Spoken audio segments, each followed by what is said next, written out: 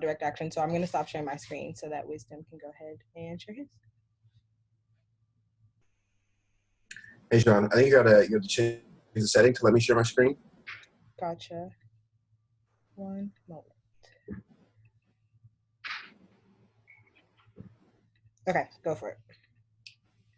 Dope. Appreciate it.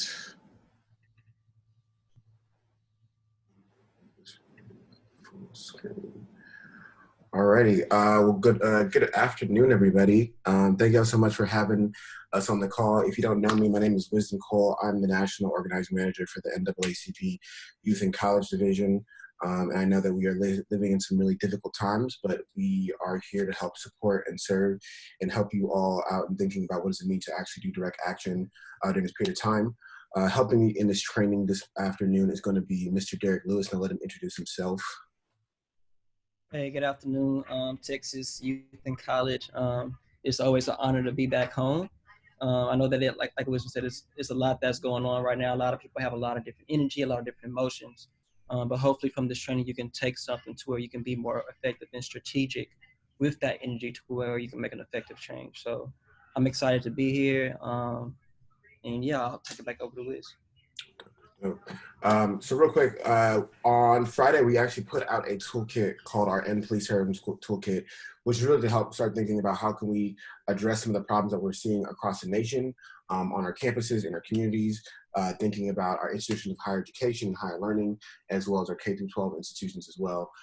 Recognizing that there is something going down right now in Minnesota, and that there is issues that are going to be affecting all of us as Black people and Black people across the country. And so what can we do right now in the areas that we're at, right? I know a lot of people are flying into Minnesota, a lot of people are going out to the streets and protesting, but thinking about how do we not just be reactionary to the situation, but actually start to be preventative and working towards preventing police terrorism happening in our school, right? Folks are finishing up the semester, some folks are already finished the semester, people are getting to the summer, and so as we're thinking about the fall, right?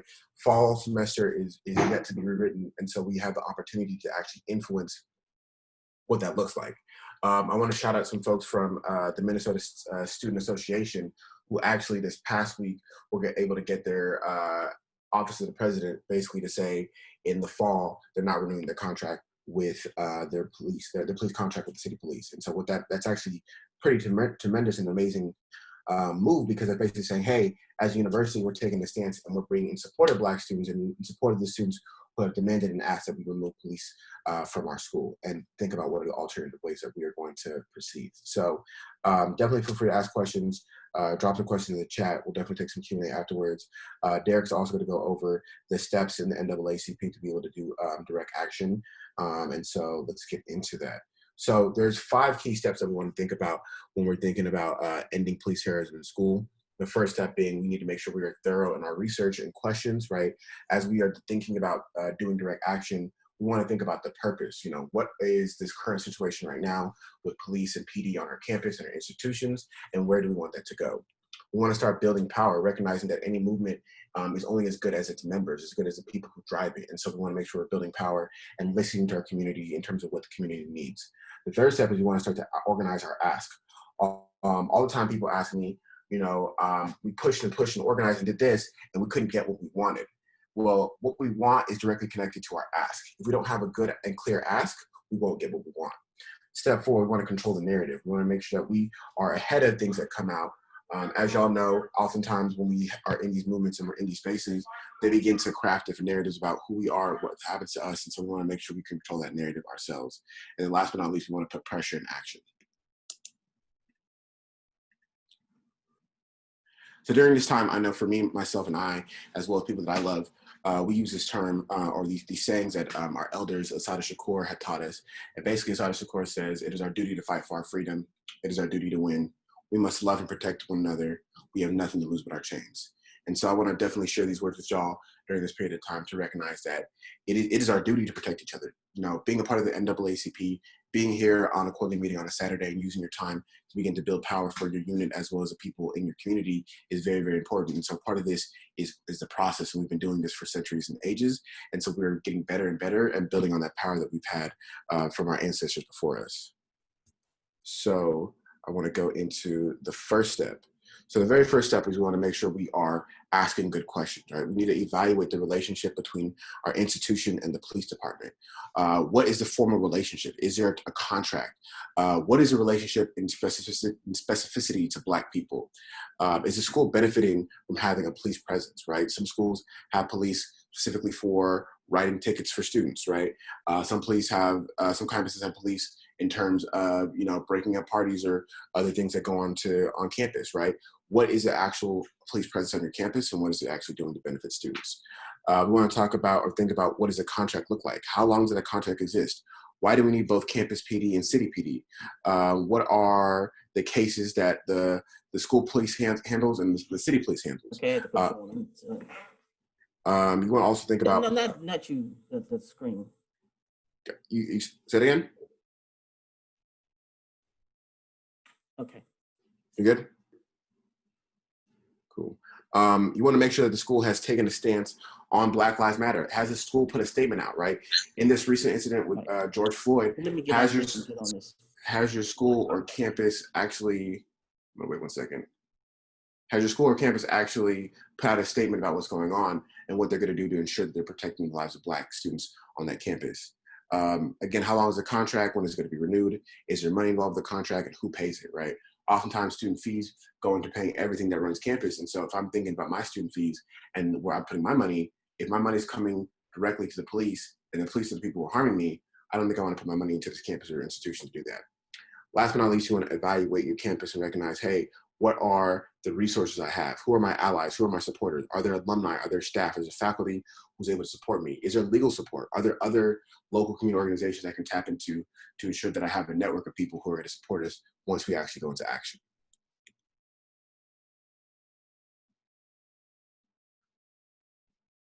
All right, Derek, do you want to go over step 2? Yeah. I appreciate that, Will. So going from step 1 to step 2, step 2 is really identifying and building us figuring out what does it look like to have our collective power or people power.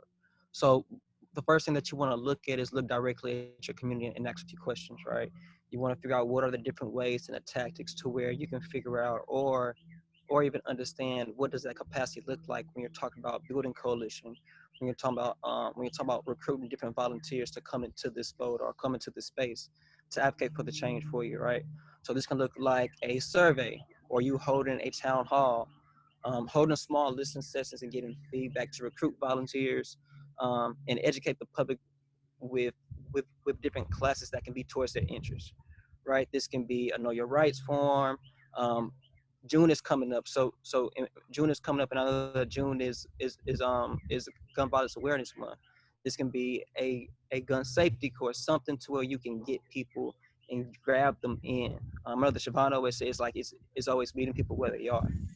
And with that, right, it's also thinking about once we are meeting people where they are, what is the end goal? And the end goal is to grow our power, to grow our network, right? Even thinking about using social media. So you have Twitter, you have Instagram, you have email. I know that you have TikTok, even though TikTok is a little bit different, but that's messaging, right? Tabling as well. But making it real easy for others to share your message in the ask to where they can also feel like they are a part of what's going on. And then also, lastly, what you want to do is that you want to show examples of what victories look like, right? People want to be inspired. People want to see people who look just like them, who are young, who are Black, who are brown, who are making change in their community, so that they too also understand that, okay, I have power.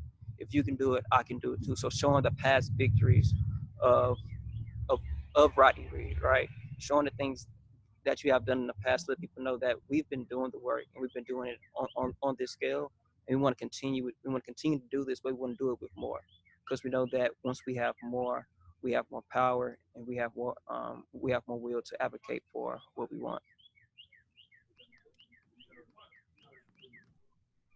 So the next step is you're going to make sure you're going to organize your ask. What are you actually asking for, and what result do you want to achieve? And so when you're thinking about your ask, the way I particularly like to think about it is, what result do you want to achieve, and what language do you need to use to ensure that you achieve it? Language is powerful. Language is important, and so we want to make sure we're using the correct language to make sure we are getting the specific winnable ask that we'd like to achieve.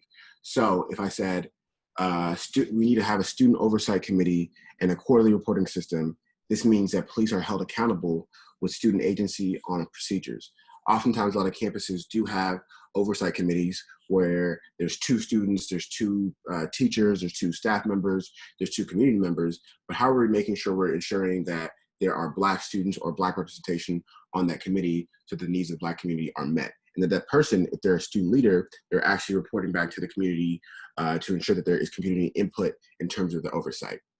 Another example is we want to cancel police contracts on our campus. What that means is that we're ending police presence on campus, simple as that. If we're canceling the contracts, we're saying there's gonna be no more police presence on our campus. Another example is that the institution of learning will outsource their internal police reviews to trusted investigators, which means that an independent investigator would investigate incidents of police brutality, right? We know that oftentimes there are internal investigations and sometimes that goes nowhere. And so how do we turn to trusted sources to evaluate what's happening when incidents happen on our campus or in our community? And then last but not least, we recognize that we want police to not carry guns on campus. What that means is that we need to have de-escalation tactics for situations to be handled differently and to handle dangerous situations without a gun, recognizing that, all right, if police must be on campus, we want to ensure that the tactics that they use are not going to be harmful to the students.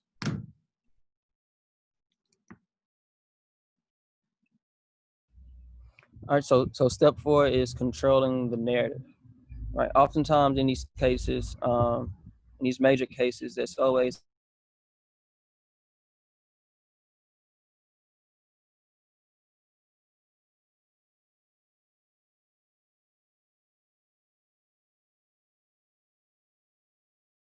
it means to control the narrative, right? So with you all being a part of this process and when you are taking action, is being transparent of what is actually taking place, right? Sharing what happened in the meeting, right? Doing social media recaps and follow-ups, making phone calls and texting people within your circle about what happened. Because now what you're doing is that you're using your own personal power and to also inform others. And that's what we do as the NAACP. We inform, right? We inform and we educate. And we must make sure that the information that we put out is accurate and it's true as well. And with that comes from different video messages, coming from different people, coming from leaders, coming from students, coming from admins who serve as a voice or who is a quote unquote influencer in that community that can leverage that power, that can serve as a source of, oh, this is credible, right? And oftentimes we see that even in a lot of cases with even with Sandra Bland, even when she was in custody, the news and the narrative was still that she still had she had a little bit of THC still in her blood. That has nothing to do with what's going on. We have to control the narrative to where we have a real laser point focus on what we are advocating for, right? And why, right? We need public accountability. We need transparency, right? We have to tell our own story. The other reason why is because we want to protect our community. We want to protect our safety, and we want to make sure that student leaders are working on behalf of other students, right? When you show up to this table, once you talked about this table so long, you talked about the seat for so long at the table. Now that you're at the table, who are you bringing with you, right? Who are you bringing with you, and not just physically, of course, it's just yourself, but who are you representing?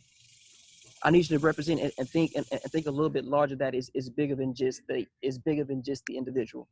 And if you're thinking towards yourself, then this is not the fight for you, because the issues that we advocate for aren't necessarily the people who are within our network as the NAACP. So thinking about who are we bringing to the table that are even outside of our realm, and bringing those issues to the table to advocate for a change for that. And then lastly, the reason why is because you want to show that you have power and that you can hold decision makers accountable to what they said during that campaign or putting forth your demand.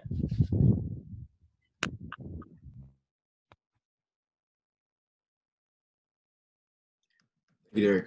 So the last step is to apply pressure, right? Once you have had the meetings with your administrators, with the folks in your community, with the powers that be that you need to do to move your message, you're gonna wait for the response. If the response is not in line with what you would like to see, you wanna make sure you start to contact other decision makers and influencers, right? Who are other people who can help persuade or push the narrative. Then we proceed to direct action, right? We think about direct action as a means of applying pressure where, all right, you see that we came formally, we talked to y'all, we gave y'all our demands, we said what we needed, y'all haven't responded, y'all are not agreeing to our demands, and we don't necessarily see the compromises that you are asking us as actual feasible or going to be in the line of safety for Black students. And so we're going to start doing direct action. We're going to think about sit-ins, we're going to think about protests, we're going to think about marches, we're going to think about ways that we can continue to raise awareness and to apply pressure in the right area. Not all action is going to be the right action, right? You have to think about your campus, your institution, what is going to be the most effective way to apply pressure. After that, you want to think about talking to the media, contact media sources. How do we make sure that everybody in our state, everybody in the country is aware of it? And then last but not least, we want to contact elected officials, recognizing that elected officials also have power on our campuses in our K-12 education system and actually have influence as well. And so if we're able to connect with them and have relationships, we can also help them influence the administrators who are on campus who control the decisions around our ask around police on campus. So here is an example of the letter from the Minnesota Student Association. We'll definitely share this with everybody after the training, but this is an example that you can use in terms of the first letter that you send to your administrators. If you go onto our NAACP YouTube page, you actually can hear from the Minnesota Student Association President, Jael Karandi, kind of talking about her process and the way in which that she was able to put this letter together. I know that oftentimes on campuses, there's a lot of bureaucracy, and there's a lot of issues, and a lot of red tape and people and hoops you have to jump through, but she talks really well about how she navigated all those spaces and how she was able to get this letter out in such a timely way.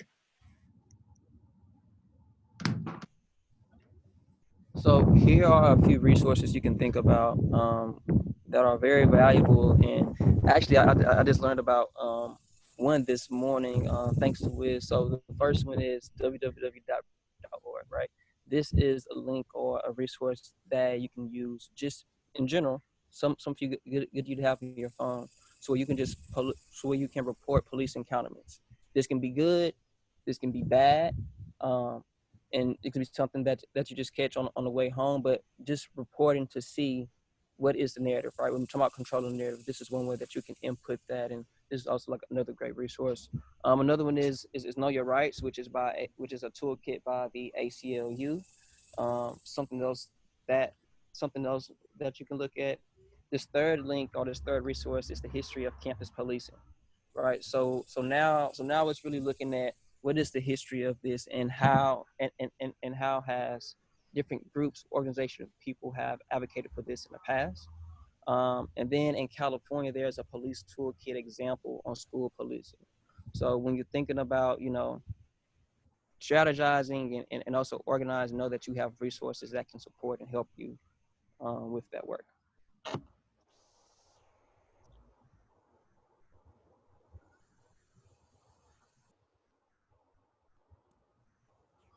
All right.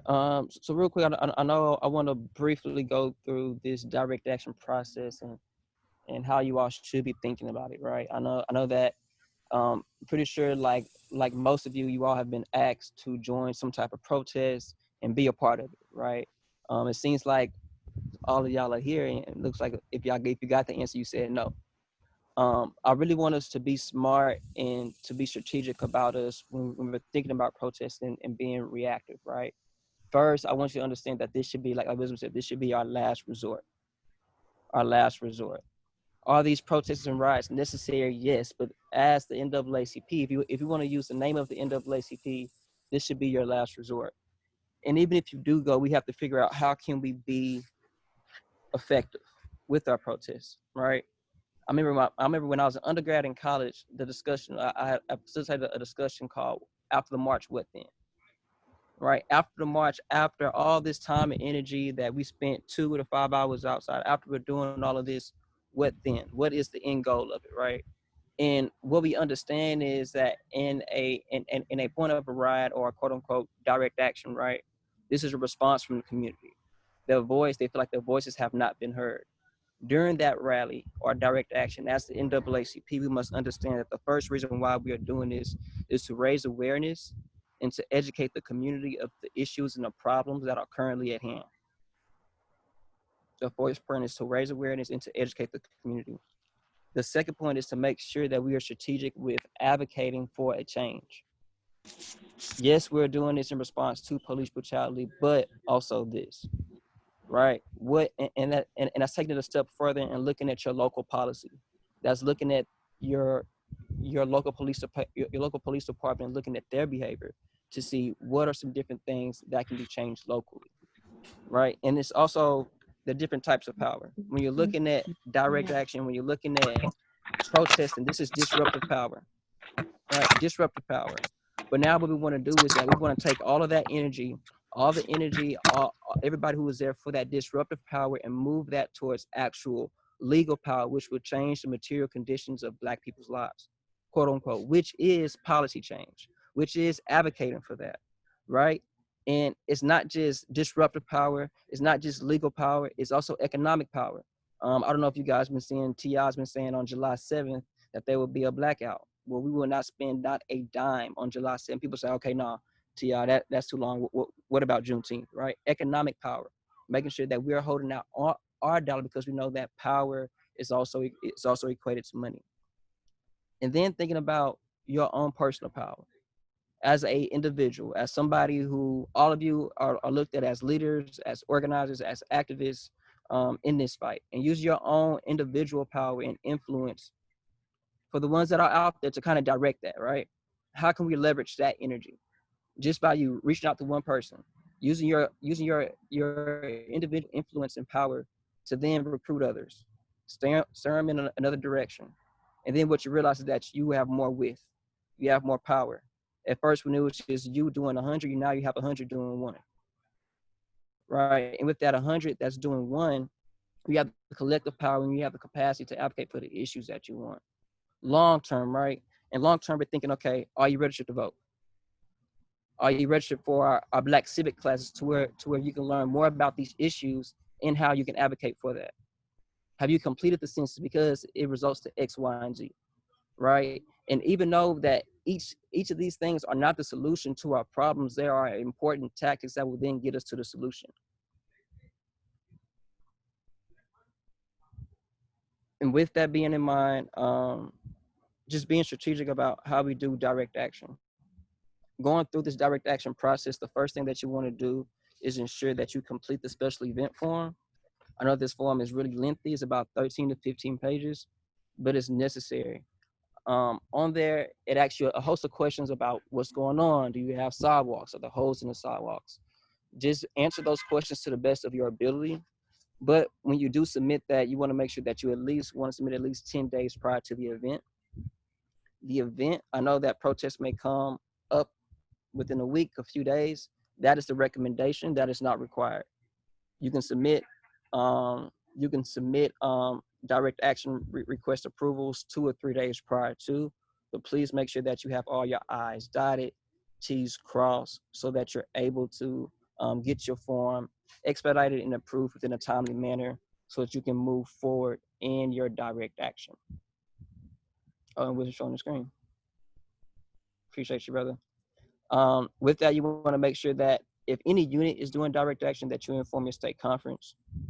You never want to go past your state conference. Your state conference, besides your local branch, the state conference will be your next line of support. So making sure that you inform your state conference, that you get approval from your state conference to move forward, and that the state conference supports you.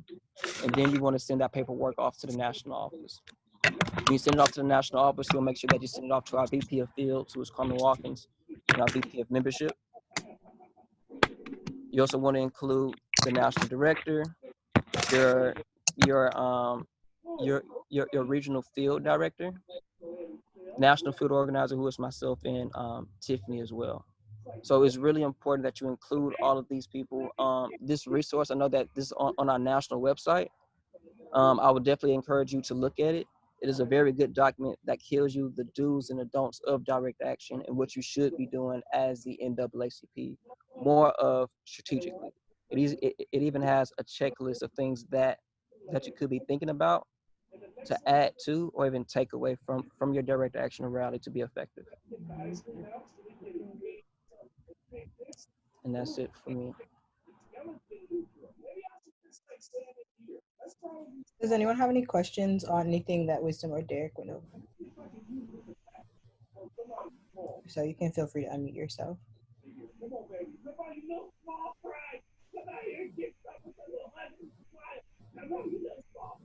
Could we get this PowerPoint?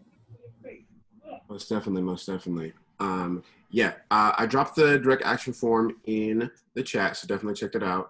And then I will share, I think Siobhan may have it or not. I'll share with Siobhan so she can push it out after this meeting, but definitely tap into that. I think the biggest thing to take away from this is that we're asking folks just to think critical about their ask, right? As folks are planning direct action, and folks are finding ways to respond to violence and terrorism in our country and into our community, we really need to think about what are we trying to achieve and what is the goal and how is this going to help us propel forward and making sure that we're not just reacting to incidents, but we're actually working to prevent incidents from happening again.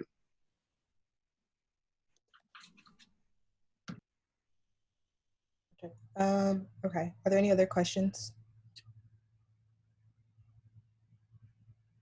Okay, I'll ask you guys one that might be helpful for people. So for those who are kind of participating in direct action right now, not through NAACP, and are wanting to do that without, or needing to have like an expedited process with needing that 10 days to submit the form, or need to do it 10 days before, like, is there a possibility that they can still put on direct action through NAACP and evade that 10-day process? Yes. For example, literally today, Fresno State University is hosting a protest tomorrow. They submit the paper today. This is not good practice. They submit the paper today and it got approved today, but it will get approved in that 10-day process. As long as, you know, communication is clear and that we're aware of it at the national office.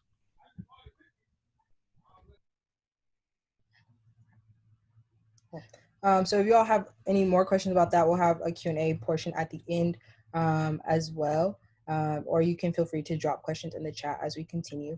So thank you, Wisdom and Derek. We're going to move on to our next portion, which is going to be some event recaps as to what we've been doing in Texas, as well as some events that have been happening on the national level that we encourage you all to participate in. So 1 minute.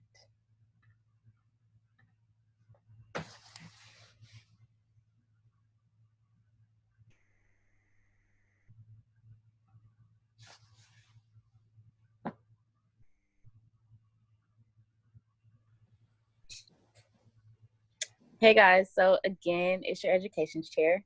But I'll start with the recent events that we've been having with Texas NAACP. So the first one, if you've been on social media often, was the census challenge that we had April 2nd through the 8th. We also had a little pledge for you to fill out. You know, you write your name on it, and then you either post it on, I saw a lot of people posting it on their Instagram stories, and then tagging other people in it so that they can fill it out themselves. And but yeah, next slide.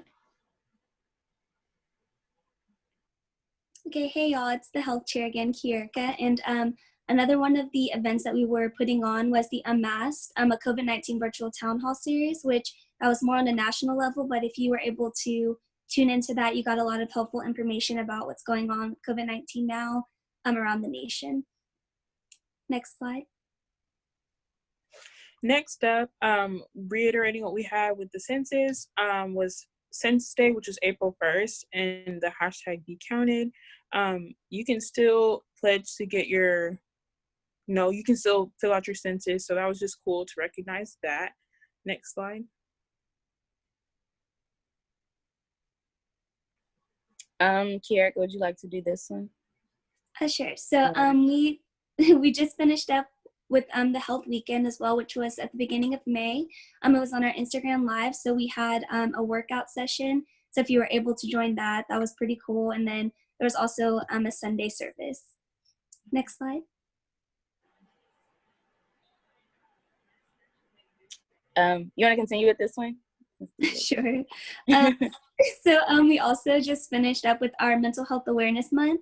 And if you guys were following along on our social media, we had a 14-day mental health challenge. We also had a day of yoga and meditation, which was really helpful considering everything going on right now with, the whole situation. And we also had, to wrap up Mental Health Awareness Month, a video challenge. So if you were able to see that, we had it on our Twitter as well as our Instagram. Next slide. So if y'all have been on social media, there's been a hashtag, hashtag We Are Done Dying, which was a national call to action. It is a national campaign to bring awareness to the inequalities experienced by the African American community or Black people. And then the campaign also focused on disproportionate effects of COVID on the Black community as well. Next up, we had an awesome partnership with Jolt. There's a great organization, and it's one of the largest unifying organizations for people, for brown communities. So basically, we had a unit training talking about community building during the pandemic and beyond, just to really figure out how we can build and get together in tough times. So that was great. Next slide.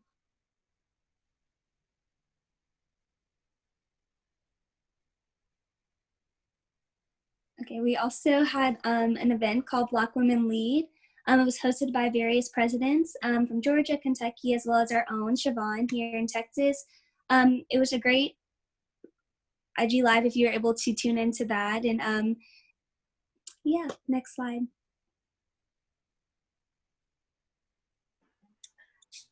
So we had a World Day for Cultural Diversity for Dialogue and Development.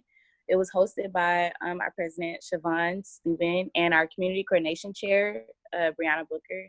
The program was on Instagram Live, and topics were discussed ranging from diversity to affirmative action.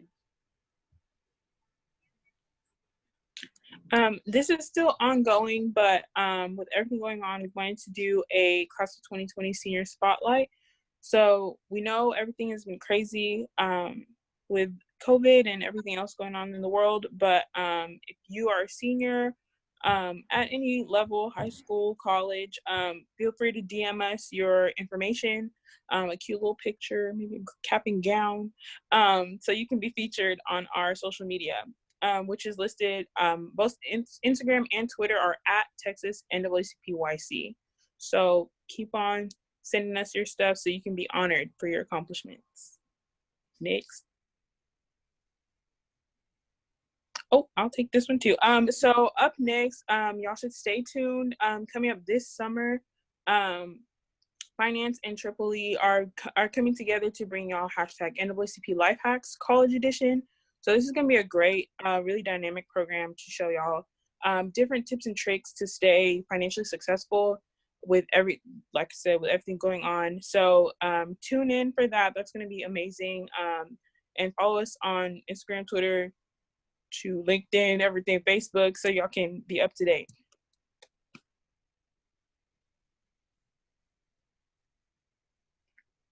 And yeah, that was everything. So thanks for participating in all the events that we've had, and just keep a lookout for any upcoming events that we may have in the future. Thanks, y'all. Hey guys, I have one quick thing. This is Copenhagen speaking again. I want to thank everybody for coming, all the units. I know you're all taking time out of y'all Saturday. One thing that I wanted to go ahead and have everyone do, since I know y'all on your phones anyway, go ahead and follow us on IG and Twitter, and then me and Michelle, we can go and follow you guys back like right now. So if we can all just take maybe like a minute, 2 minutes, follow us at Texas NAACPYC, and we'll be looking out for that. And then, as always, if y'all have any questions about anything, drop them in the chat. Any comments, feedback, we're open to that. But go. See, I see people right now.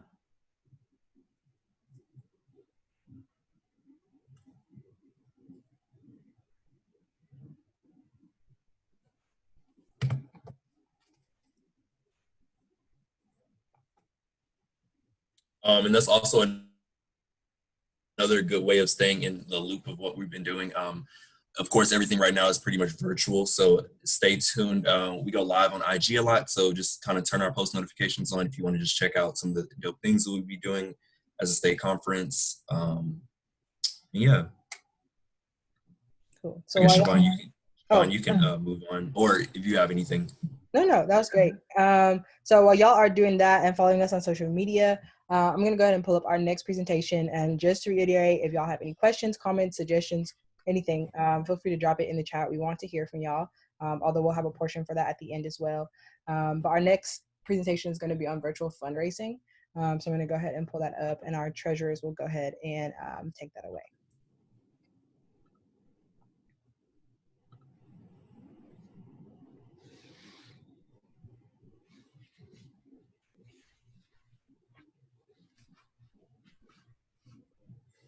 Hey, all your pages private.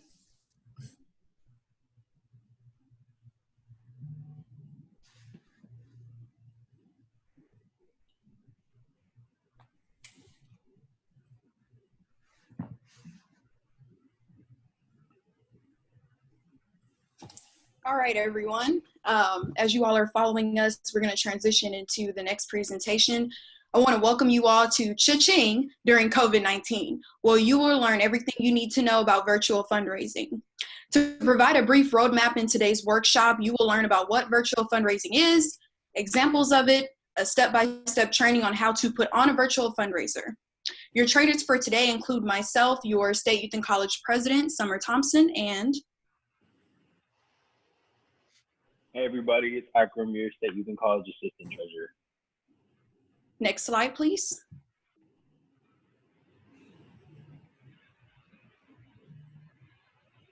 So what is virtual fundraising? Obviously, everybody should pretty much know what fundraising is. It's when you raise funds for your unit, and that can be through a multitude of different things, profit nights, fundraisers, however you want to do that. Virtual fundraising is when that's shifted completely online. So in situations like COVID-19, you really want to limit person-to-person contact. So you need to move your fundraisers completely virtual just for safety purposes. So that's why we decided to put together this presentation to give you guys a training and a little bit of background to help prepare you guys for virtual fundraising, because we know how important it is for our unit to be financially independent. Next slide. So these are just 3 virtual fundraising examples that we came up with. The first one is a merchandise sale. So that could be a shirt, a lanyard, a bracelet, whatever it is. Profit nights through restaurant, and then crowdfunding, which is like GoFundMe, Kickstarter, whenever you start like an online fundraising campaign, that's called a crowdfunding. Next slide, please.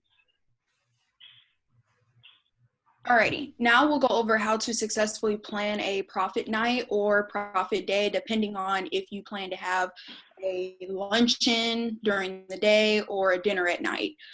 Even though we're all in lockdown quarantine, there is still a way to implement a profit day or a profit night as a virtual fundraiser while still honoring social distancing.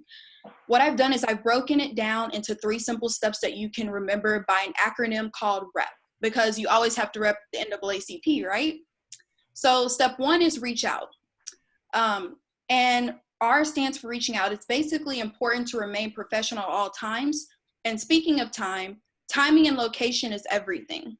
Keep in mind that as you all are entering into the summer and also entering into the next school semester, class schedules, and also because everything is virtual events at your school should be accounted for before you decide to plan a virtual profit night or profit day, because timing and location play a huge role in planning for that.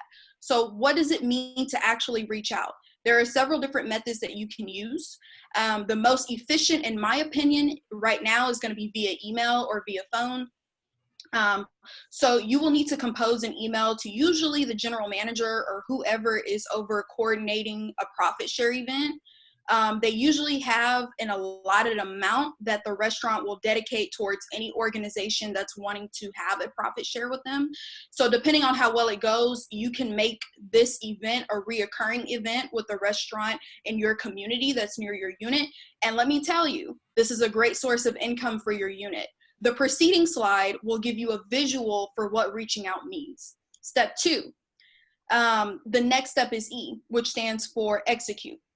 Now it's time to basically execute your profit night or profit day. If the establishment does not have a set percentage of what they will normally give to an organization hosting a profit night, then usually the unit treasurer will need to initiate that with the coordinator. So typically, some restaurants will say, we'll give you 10% of proceeds from this hour to this hour of your event, or sometimes they don't even have that set up because maybe they've never done a profit share. So that's something that's gonna wanna be clarified and communicated on behalf of the unit treasurers. But unit treasurers will need to make sure that there's a set percentage that your unit will receive for every dollar purchased. On the other hand, this is the time to start marketing to your patrons, to your supporters that support your unit. Definitely get with your press and pub chair so that your press and pub chair can start executing a visual on social media for the profit night event. You'll definitely want to make sure to include time, date, location for your event. Because we are a brand, we want to keep the flyer conservative. So there will be a preceding slide where I'll show you what your flyer should look like. And lastly, P, step 3, stands for provide. Because most businesses, they typically see a profit share event as like a charitable donation. So you may encounter someone asking you to provide what we call a W-9. Wait, you're probably wondering, what is a W-9? Well, a W-9 is a governmental tax form that you would fill out for a restaurant, and then they will go ahead and submit the form. You guys go back real quick on the steps real quick. Keep going back. And back. All the way to the how-to for profit night, please. Thank you. This is a governmental tax form that you would fill out for a restaurant. They will basically submit this for their business tax returns. And basically, I'll have a preceding slide that'll show you what that form looks like and how to navigate that. The last thing for provide, this part isn't mandatory, but it's definitely suggested. If you complete a profit share event with a restaurant, the unit treasurer should provide a thank you email or a thank you letter on behalf of the unit to the person who helped coordinate the event for your unit. This will help keep bridges for the future. This part may seem a little nitty gritty, but it's definitely important. Next slide, please. All right, so going back to step 1, this slide in front of you basically provides a visual representation for how you should craft your email. So I'll kind of briefly explain what the email looks like. So definitely in the 2, whoever is in charge of coordinating the profit share event, you may want to call ahead of time unit treasurers to figure out who's in charge and then send an email to either the restaurant manager or the coordinator for that fundraising event. You'll definitely want to copy your unit email, your unit advisor, and definitely copy the treasurer so that you have a backlog of all correspondence. You definitely want to have a copy of that.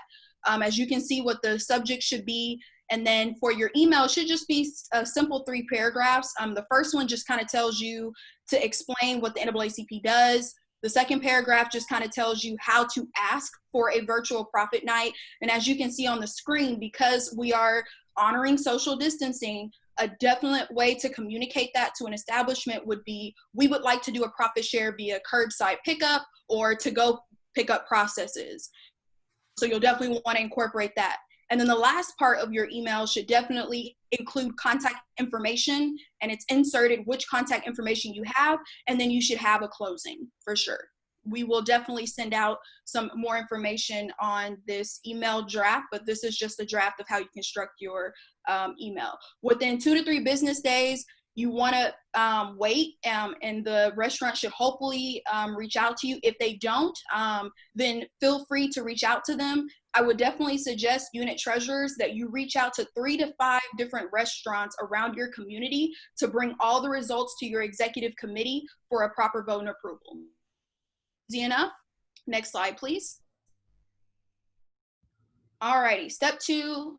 So these are example flyers that have been used in the past by some of our units. The flyer on the left demonstrates how some restaurants will actually give you a flyer. So the Cane's flyer that you see on the left, they actually provided the flyer to UTA. So only thing that UTA had to do was to supply their actual unit name and unit number, and everything else was taken care of.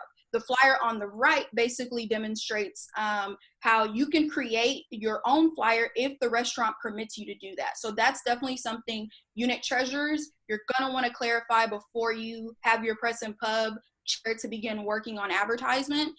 If they do allow you to go ahead and make your own flyer, some things that you want to consider is to make sure the NAACP logo's on there, time, date, of course, and then also making sure that because this is a virtual profit night or profit day event, you'll want to make sure that you clarify with the restaurant, the people that are coming to order food, do they have to say your NAACP unit name, or is the restaurant just going to take the proceeds? So make sure that on the flyer that you have somewhere on there where it says you must say this in order for the unit to receive its share of the profit night.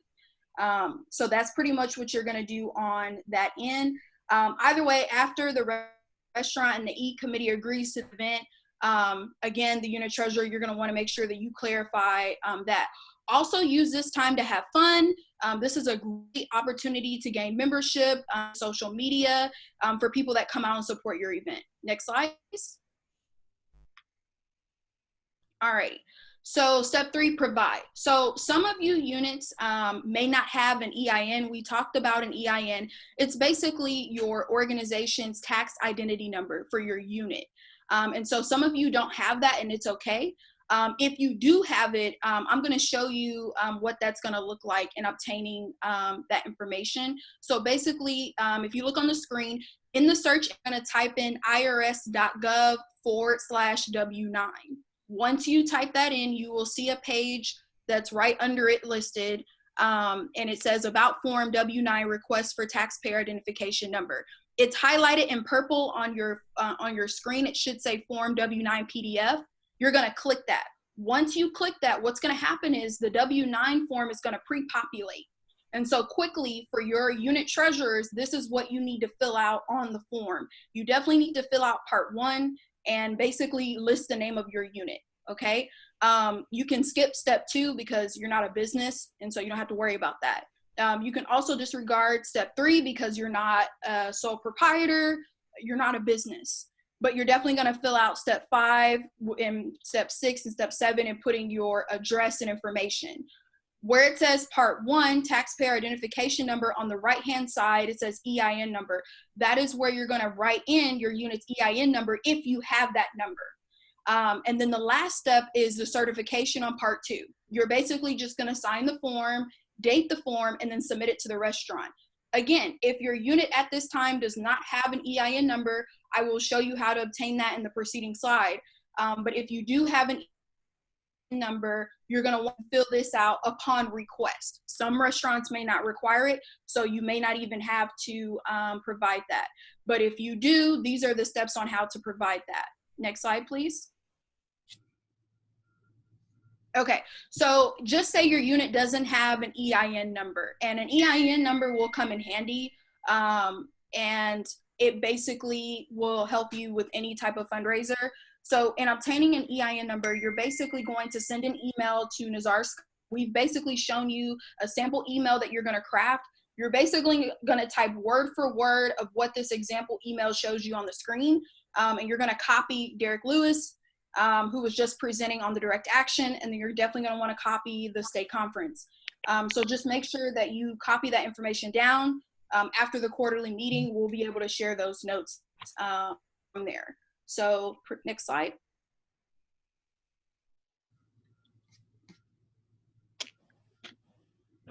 Okay, now I'm gonna briefly cover how to do a merchandise sale. So the 5 steps are to select your type of merchandise, to create your design, to find a vendor and get a quote, then to set a profitable or reasonable price, and then finally pub. Next slide, please. So you want to select your type of merchandise. Obviously, the most basic one is going to be a t-shirt. So that's going to be the example that I'm going to go with throughout the training. You go to the next slide. So you want to create your design. that's something that you can either do yourself, or you can, get one of your general body members to do. I know some units have hosted general body shirt competitions where they allow their general body members to come up with designs and kind of compete to see who has the best one, and that's the general body shirt for the next year. Or that's just a t-shirt design contest, and they just sell that t-shirt to make fun to themselves. Next slide, please. So then your next step is going to be to find a vendor and get a quote. So this is a sample email that I just came up with real quick. So whenever you find that vendor, this email that you're going to want to send to them, including who you are, what unit you're from, what type of merchandise it is, attach your design, obviously, and then ask for a quote. Next slide, please. And then setting a profitable, reasonable price. So obviously, the price that you're selling your merchandise at should be more than the cost. That's what profitable means.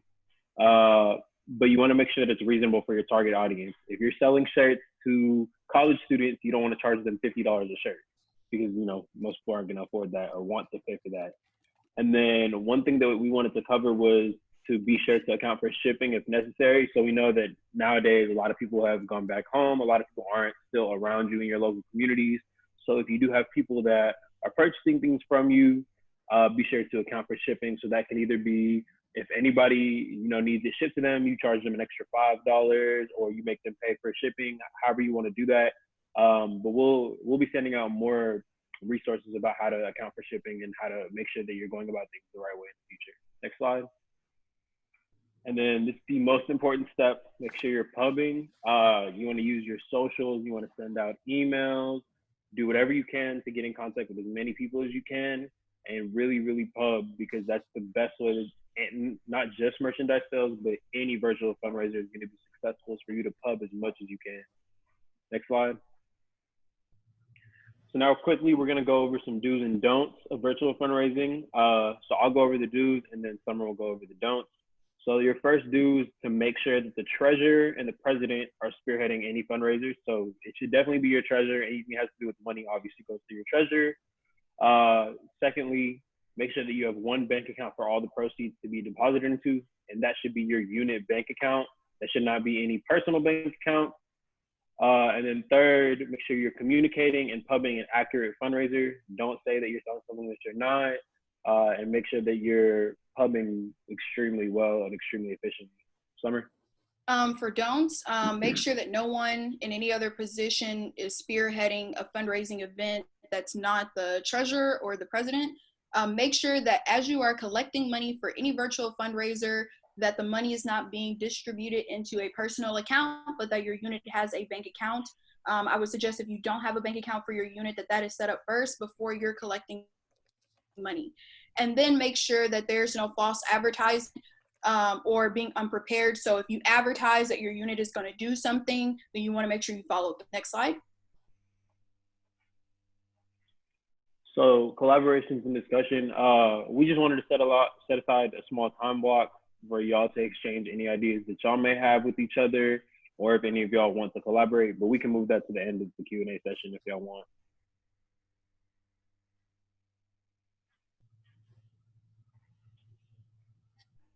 You go to the next slide. Okay, so now we're just going to play a quick Kahoot game just to kind of test you all's knowledge and everything that you learned from today's workshop regarding virtual fundraising.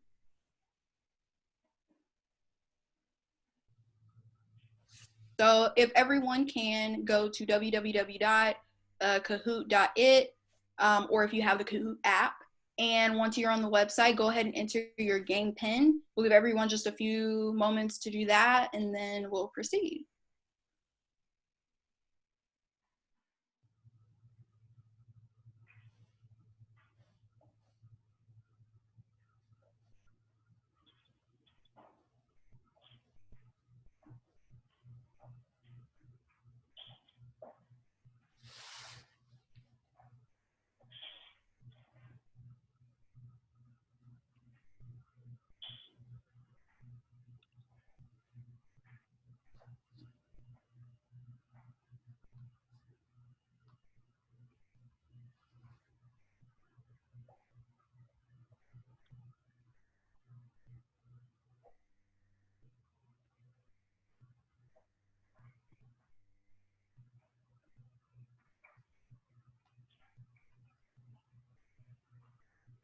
Okay, just a few moments and then we'll go ahead and proceed and press the start button in just a few.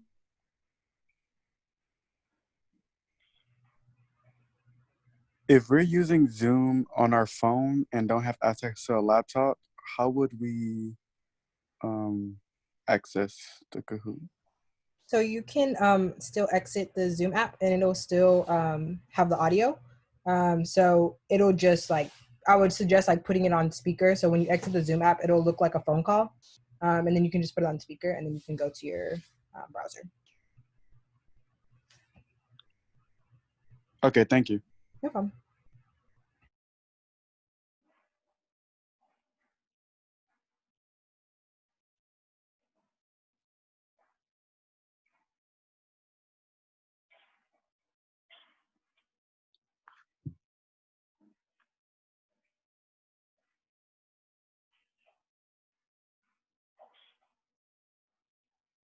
Okay, we're gonna go ahead and get the game started. So Siobhan, you can go ahead and get the start button for me, please.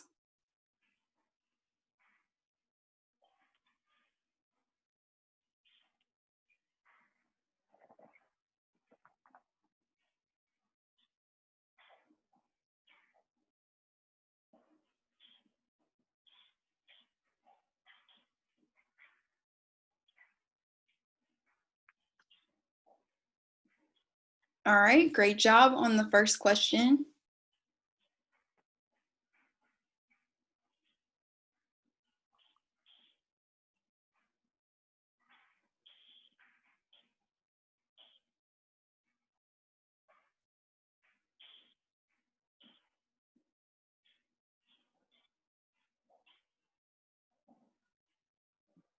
All right.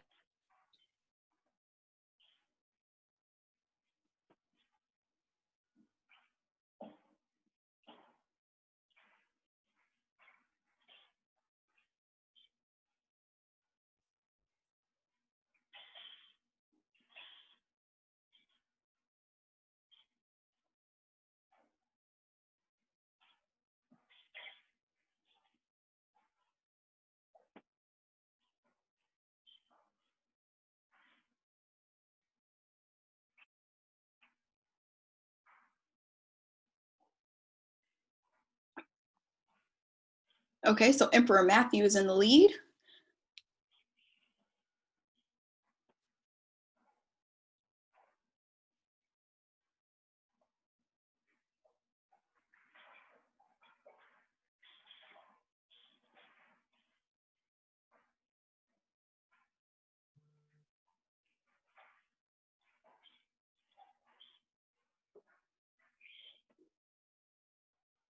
All right, last question.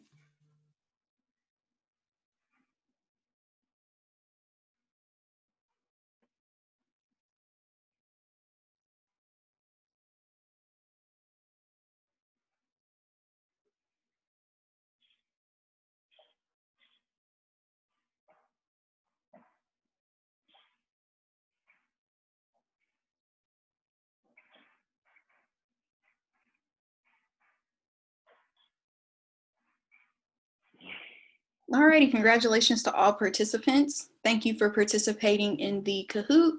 We'll now head back to the Google slide to go ahead and close this workshop.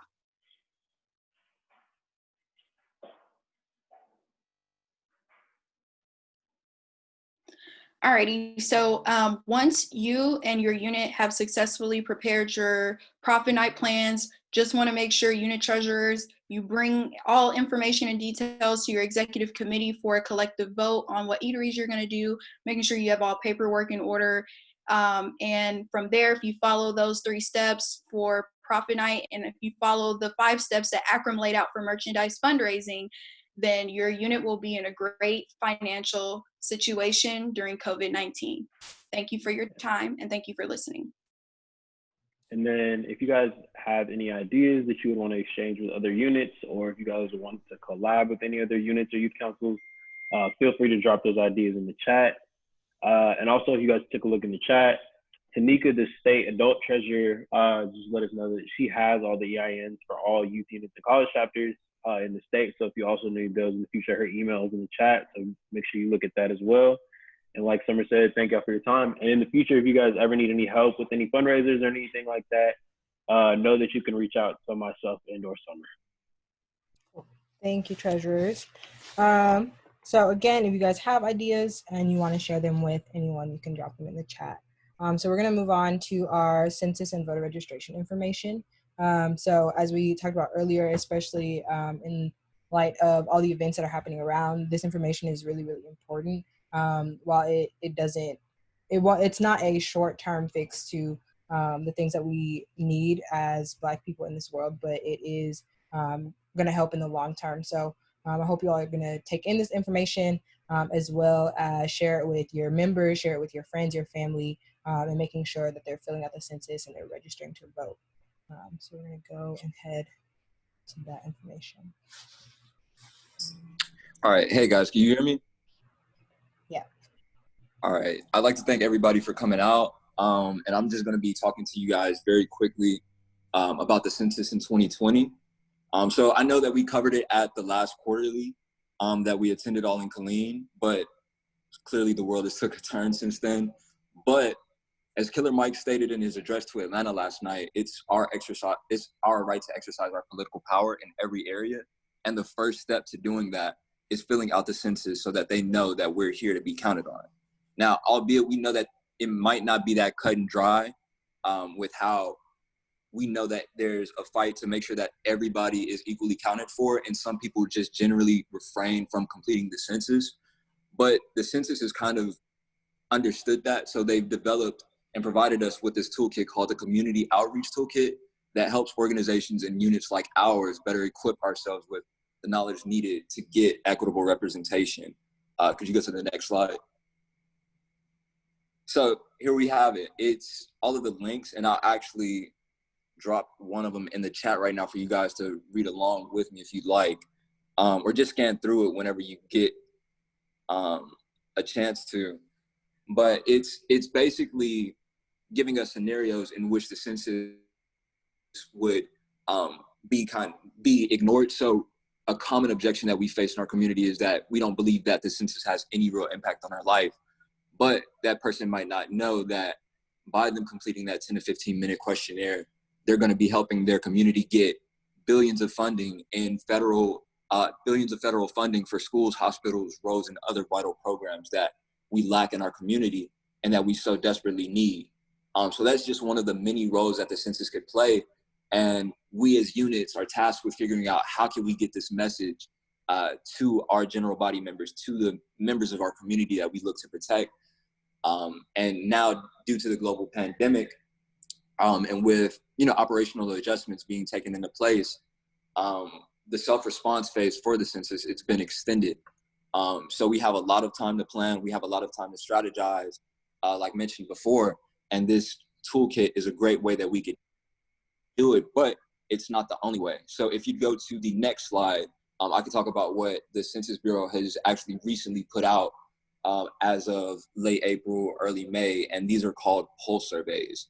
So we all know that the census happens every 10 years, and it's a huge push every 10 years, but it's much better if we could get access to this information that we need on a weekly, almost real-time basis, and these are pulse surveys. So the one that I chose to use in relation to COVID-19, with schools being shut down, I wanted to look at the computer and internet availability of households with children that are in school and just how affected they would be. And what the census has done is not only looking at it from a national point of view, we could get it down to be specific as Houston, which is shown in this graph here, showing from ages 18 to, I think, 39. And then it's showing varying levels of education. And then underneath it, you'll see just the rates of, yes, they have access to their device. No, they don't have access to their device. And that provides us with an opportunity to then start strategizing on ways that we could go out and impact our community. So just to end off my spill on the census, I just wanted us all to know that it's our duty to go out and get involved, but we want to make sure that we find safe and intuitive ways to do it. So I know that the census, and I know Code plugged at the Colleen Quarterly that they were hiring people to go out and knock on doors. If we're supposed to be social distancing, that's not really possible, but the census has opened up new job opportunities for telework. So find ways that you could get involved with them. Look at ways that we could better impact our community by utilizing things like the census. And God bless. I think that's all that I have for it.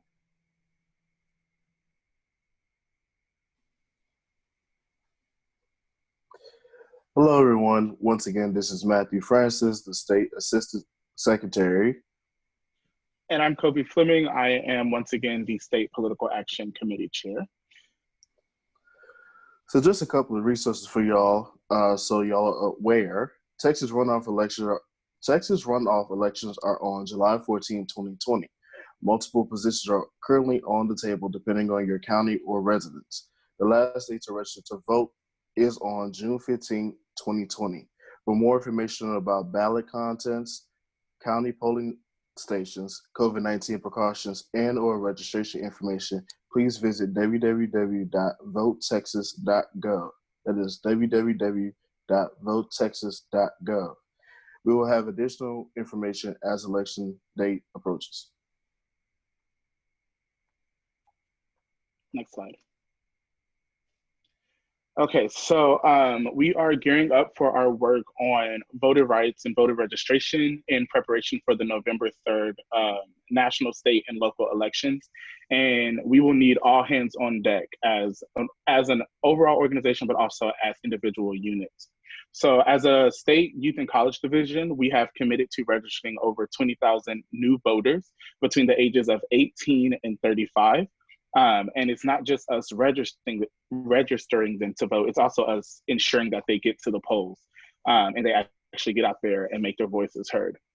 So as we continue to get more information from the subcommittee that we're working on, we will be sending out more information as far as graphics, directives, and all other things that can help us become better and more efficient agents of change.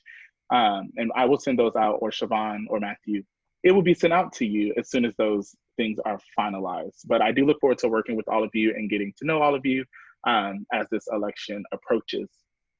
But a really quick announcement, if anybody in your unit has any questions, comments, concerns, or suggestions about how we can operate and engage as a state youth and college political action committee, please reach out to either myself or Siobhan through the email provided and just let us know. We are always open to ideas, and we want to make sure that we're doing our due diligence as an exec to make sure that we're supporting you as individual units. So please just let us know. And no idea is a bad idea, right? So we can talk through some things. Thank you. Thank you, and back to you, Siobhan. That sounded like a newscast. Oh my gosh. Thank you, guys. So that actually was a perfect segue into our last thing, because we also still want to be respectful of you all's time. And again, many of our executive committee members have said it, like, thank you all for attending. I know this is... You muted yourself. I saw that. Okay. It kind of goes into exactly what I was about to say. This is not the quarterly that we're all used to. So we're all having some adjustments. And so our content is a little different. We're trying to adjust to the times that we have. So hopefully all this information was helpful. But with that being said, we also want to provide some time to for you all to ask questions. And so there's some general questions that are on this slide about how we can support your unit, what other information you need. So we tried to supply some things on direct action, and we're discussing some things on how we can also make sure that we're providing information on how to stay safe. I know a lot of you are participating in protests across the state, and then also how we can just better work together, whether it's like relationships with your unit and the state conference, and what we can do to better support you all. So this is an open time. You can drop that. If you have questions or comments, concerns, you can put them in the chat. You can take yourself off mute. You can raise your hand, however you'd like to do that. And then to Kobe's point, I'll also drop our email in the chat as well. I mean, you all are on the quarterly meeting, so I think you have it, but just to make sure, I'll make sure that you guys have that, as well as my personal email. So you guys know you can also reach out to me if you have any additional questions. But with that being said, does anyone have anything they want to say or ask that we can provide some clarity on right now, or that we can note so that we can do a better job in the future as your state leadership?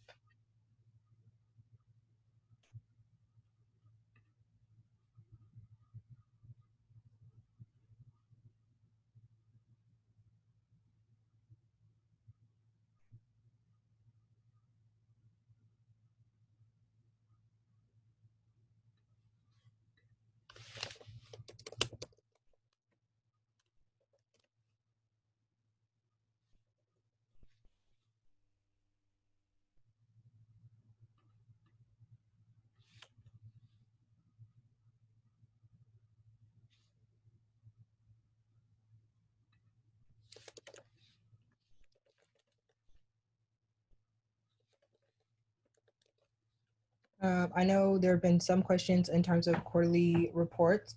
So those are also all digital now. So it is the exact same report as before. So I want that to be really clear. There's nothing different. It's just online. So you can fill that out before. And then also, as a point of clarification, I saw a couple of units do this, and no big deal. We can definitely correct it for you all. But for this quarterly meeting, we wanted you all to fill out quarter one. So we'll do them where you fill out the quarter that we just completed. So because we're still in May right now and the quarter ends in June, you wouldn't be able to say everything that you have done thus far. So you would have filled it out for June 1 through March 31st. So that's just a point of clarification, but we'll be sure to always email you all to know like when you should turn it in, but typically it'll be by the quarterly meeting. So it would have been by this one. So if you haven't had a chance to fill it out, please feel free to do so so that we can one, know what you all are doing, support you all in that effort, and then that also goes to nationals as well, so they also are aware of it too. I see a question. I think you have your hand raised. You can unmute yourself.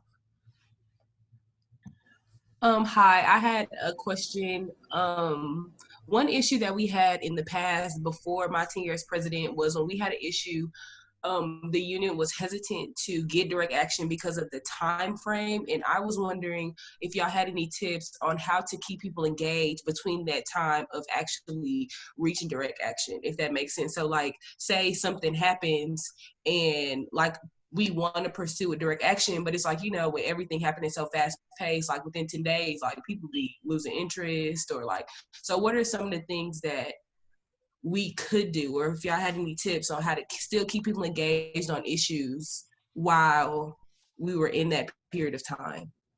Yeah, I'll go ahead and speak to it first, and if anybody else on exec wants to add anything, feel free. So if you were able to tune into one of the events that Marissa and Taraya and Kiarka recapped, was the Black Women Lead event, and it was Fighting White Supremacy. So that was hosted by the Youth and College Division, but the speakers were myself, the president of Georgia YC and of Kentucky, and so we actually talked about how to like build that in a 10-step plan. So one of the steps we talked about was like engagement. And so a lot of that, I think, especially during this time, is coming from, and I think it can be used even after this like quarantine space, is like building toolkits. So it was a really easy for people to know what to say when they called for what they need to do when they are calling these elected officials, what they should be posting, what information is correct and up to date. So I think that was really helpful, as well as making sure they're able to engage on social media. We discussed like week of actions are really important, so that people are able to participate every day, or they have something that they continually do. Because I think once people feel like that situation has dissipated, then that's when they continue to lose interest, but you have to continue to make it relevant. So whether that's giving an update from the family, whether that's having a day of prayer, whether that's having a phone banking day, sending emails, using a hashtag, and just finding those different ways to engage them on that level. So it comes from that constant communication, but also building those resources beforehand so that you're able to give them to people, and they're not just that standalone day or that first stance of awareness. I hope that answered your question. That did. I also had an additional question. It was kind of, I guess, kind of for everybody. What are some of the ways that y'all are like supporting y'all's community, like through y'all's unit without actually doing anything because like we need permission to do things, but what are some of the ways, like we've been like sending words of encouragement on Twitter and stuff like that, but did y'all have any other tips on stuff that y'all are doing to like support y'all's community throughout this time without, you know, doing anything, I guess? Yeah. So I'm guessing that's more of a question to other units on the call, correct? This is Bryce Hudson from UTSA. One thing that we have done, and it was we have a student center for multicultural engagement or something like that. I'm not too sure on the name, but they reach out to us, and we've been doing like community gatherings. Just in the recent news of Ahmaud Arbery, we did one, and then they just actually reached out to us again. So we've been trying to get our members just to go there, and just any emotions that they feel or just listen, they can let those out. So that's one thing that we've been doing. Does anyone else want to share about what their unit has been doing? I know some units have reached out about like releasing a statement in combination, like either with their student government or just as their own unit. And so that definitely is a possibility. The only thing we ask is that you make sure you send a copy of it to the state level first so that we can look over it before it's released, just to make sure that everything within it is in accordance with NAACP. So I know that is one way that other units are participating during this time too.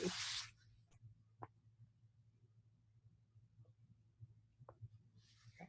Does anyone else have any other things they're doing that they want to share?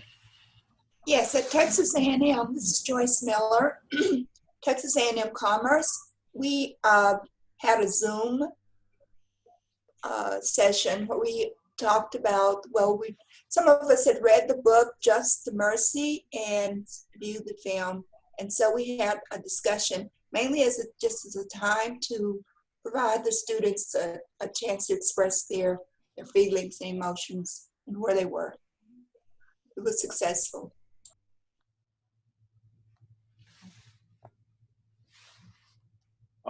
I know here at UTA, a couple weeks ago, we hosted an Instagram Live with our Multicultural Affairs department, where we talked about the murder of Ahmaud Arbery, and kind of like, it was more of like presenting the facts to the people that were watching. And then we also opened it up for questions. So it started off as a discussion about what had actually happened. And then it kind of moved to, okay, well, what are the next steps? What can we do as individuals? I know a lot of people, especially in our units, are starting to kind of feel helpless with a lot of situations that are happening around the country. So it's really more of educating your general body on how they can help, how they can engage, how they can educate themselves. And then another example, something that you could do this upcoming Monday, again with the Multicultural Affairs Department, we're hosting a Black Lives Matter town hall.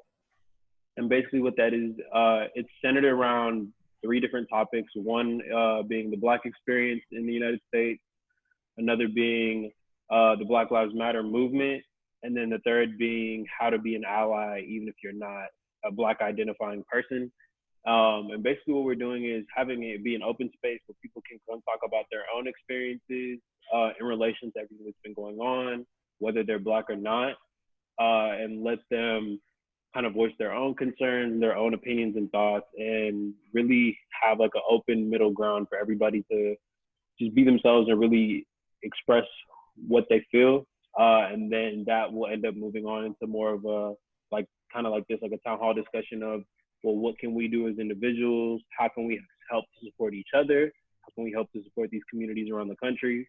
So it's really just about being able to have conversations. That's like, I think that's the bottom line. Best way to engage any of your members, any of your communities, is being able to have conversations. And that doesn't mean it has to be 50 people on a Zoom call having a conversation. That could mean it's just you and 3 general body members sitting in a Zoom. You know, you could literally just host weekly Zooms, and whoever wants to show up can show up, and you could talk about whatever you want to talk about for 45 minutes, and that'd be that. But it's just being intentional and being willing to have those conversations with anybody at any time.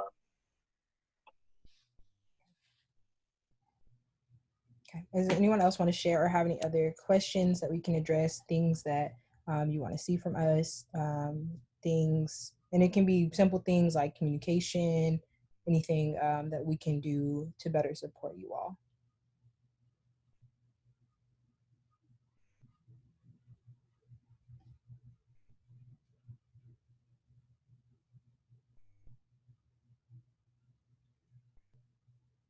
Okay. If there are any more, I'm going to pass it to Quincy, and he's going to go over some compliance things really quick. Cool, thanks, Siobhan. Hey, everyone. Before we hop off, I just want to touch on compliance really quickly. I know we aren't, meeting in person, so we haven't been having general body meetings or executive committee meetings in person, but I want to make sure that all of our units are still keeping up with their compliance. Just a reminder, membership, 25 members per unit, and you should have submitted your financial report by now. If you have not, please let Siobhan know, let myself know, so that we can make sure that you are good to go. So if we need to send some notices to the national office that your finances are coming, it's just been delayed or whatnot, let us know. But just please try to maintain your 25 members. If you know you're falling below, let us know so that we can help you and we can assist you. We do have a chapter development, or unit development, should I say, committee that we're working on. So please let us know. If you have any questions about compliance, let me know what you need to stay in compliance. If you think you're out of compliance, let us know so that we can help you and we can find out and make sure that you are. So yeah, that's my email in the chat box, qabates@gmail.com. If you have any questions, just let me know, and then we'll go from there. Great. And just to piggyback on Quincy really quick, those 25 members are paid members to the national office, just to clarify. Because I know some people, especially on college campuses, you have people that come and aren't necessarily a paid member. You do not have members if they're not paid to the national office. Yeah, and just to piggyback on that, that's an issue that we're seeing across the state. Just because you have the money in your bank account does not mean that that person is a member. Until you submit that money to the national office, I know that the Constitution says, once you submit the money to the secretary, they are a member. But look, let's be real. Until that money gets into the national office, that person is like a partial member, not really a member. But yeah, let's not hold any money in our accounts. Just paying the money to the chapter, the high school chapter, youth council, our college chapter does not make that person a member. We need to get that money to the national office so that we can get them on the rolls. And if you are holding money in your account for members, it does not help your unit. It shows that your unit is out of compliance. And we go off compliance based on the list that the national office shares with us. So we can't just follow based off of the roster that you share. So unless they are on that national roster, then it doesn't count. So please, if you have memberships, send them off. They are still, right now, still accepting memberships. Mm-hmm. Are there membership cards or something that, just email me, Dejan, sorry, but just email me and then I'll help you with that issue. So yeah, thanks. Yeah, but I think she was asking, like, are you supposed to get a membership card after you submit it? Yeah. So once you submit your money to the national office, then the national office will in turn send a membership card to your unit for that person, unless you send in their respective addresses. But if you send in one address for the entire unit, then they will send all those membership cards to that address. So once you submit your membership money, you will receive a membership card. And then I know for myself, and I think this might be new, but when I submitted my membership for this past year, like, I got an email once nationals received it and it said, "Thank you for your membership." And then I got my membership card later. So I think that might also be part of the question too. Yeah. Well, if you guys don't have any questions. Oh, okay, great point. Ms. Tamika is saying, so now that everything is virtual as well, memberships are only supposed to be submitted through the Salesforce for units. So I know some of you, we've talked about you all not having Salesforce credentials, so we're still working on that. So if you've attended the training, know that you will hopefully get your credentials soon, but that will be the way that we send memberships from now on. But from my understanding, until then, you can still mail them in until the credential situation is figured out. You can also submit your membership online. So right now, like, if your unit doesn't have Salesforce credentials, they can go to NAACP.org and renew their membership online and make sure that they select your unit. So you want to make sure that you do that in order to make sure that your unit is also staying in compliance. The new membership cards do not. Yeah, I think Ms. Holmes talking about the new membership cards having address on it. I don't think, yeah, you're right. They don't have address on it. I think Quincy was talking about like when you submit the membership form, like your secretary. Like I know for Baylor, we submit everybody's to our Baylor mailbox. So everybody's membership comes to us and then we distribute it. But then some people may do it where you just collect everybody's individual address and then they get their card on their own that way too. Are there any other questions about anything about direct action, the census, virtual fundraising, anything?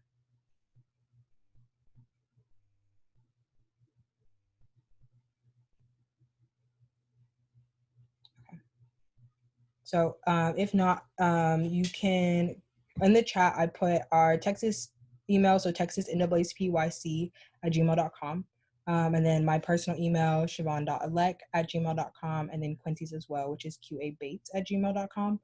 So those are all in the chat. I would make sure you note those. If you have any questions, comments, concerns, suggestions, whatever, you can reach out to us at any time. We'll be sure to get back to you, get in contact with you, and find a solution to anything that you need. And then that's pretty much all we have for you guys today. And again, we want to thank you for joining. We hope this was really helpful and that this also brought some type of like NAACP familyness to it, because I know we haven't been in contact as much as usual, or at least in our typical space. So what we'll do too, in case anybody just had a question that they didn't want to ask in front of everyone or anything like that, exec can hang out and we can answer any follow-up questions, but also be sure to use those emails if you have any additional ones. But other than that, we just want to thank you again. Please be safe, especially if you're participating in protests, or literally just be safe in general, whether you're just walking outside your house, going to the grocery store, driving, whatever. And let us know if we can assist you in any way.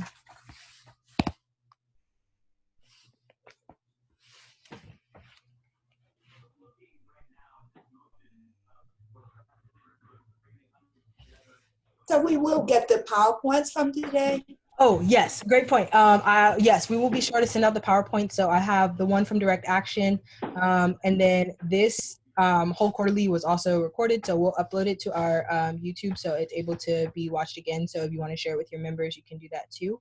And then another small note as a resource, we're starting a YC newsletter. So hopefully that will come out on the 1st.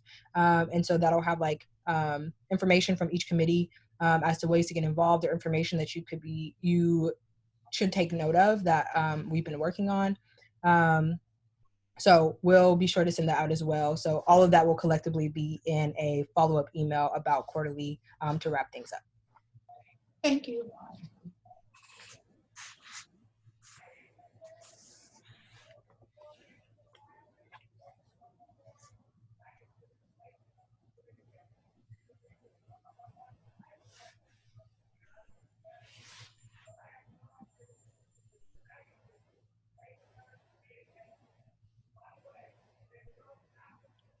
All right, I see we still have a great deal of people on, but like I said, that's pretty much all we have for you all. But if you have a question and you want to stay on, you can. We're not going to shoo you away or anything like that. But as of now, that's pretty much all we have in terms of our quarterly and our presentation. Be sure to send in your quarterly report if you haven't, and then we'll reach out to you if we have any questions about it.